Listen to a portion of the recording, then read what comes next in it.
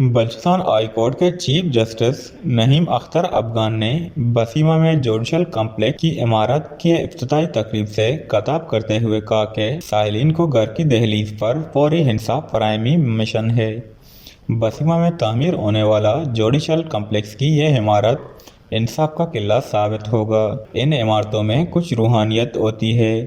جج بننا اور جج کی منصب پر کام کے لیے اللہ تعالیٰ کی طرف سے رہنمائی ہوتی ہے۔ ان عمارتوں سے جو فیصلے ہوتے ہیں ان کی روشنیاں بہت دور دور تک جاتی ہیں۔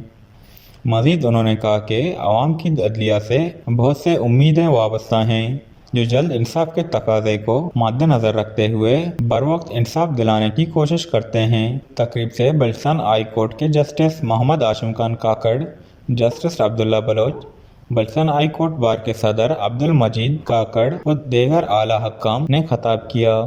تقریب میں خضدار بار، پنجگور بار، خاران بار کے وکلاء سمیت علاقے کے قبائلی عمائدین شریک تھے۔ جوڈیشل کمپلیکس پہنچنے پر لیویز فورس کی چاق و چوبند دستے نے چیف جسٹس کو سلامی دی۔ چیف جسٹس اور دیگر جسٹس نے سول اسپتال بسیما، گورنمنٹ وائز ہائی اسکول اور انٹر کالج کا دورہ کیا، جہاں زیر تعمیر عمارتوں کے کام کا معائنہ بھی کیا۔ تقریب کے اختتام پر چیف جسٹس نعیم اختر افغان نے بسیما کو سیشن ڈویژن کا درجہ دینے کا باقاعدہ اعلان کر دیا۔ اس موقع پر ڈائریکٹر جنرل صحت نور قاضی، سیکریٹری CNW، سیکریٹری ایجوکیشن اور دیگر اعلیٰ حکام بھی موجود تھے۔ وش نیوز، بسیما۔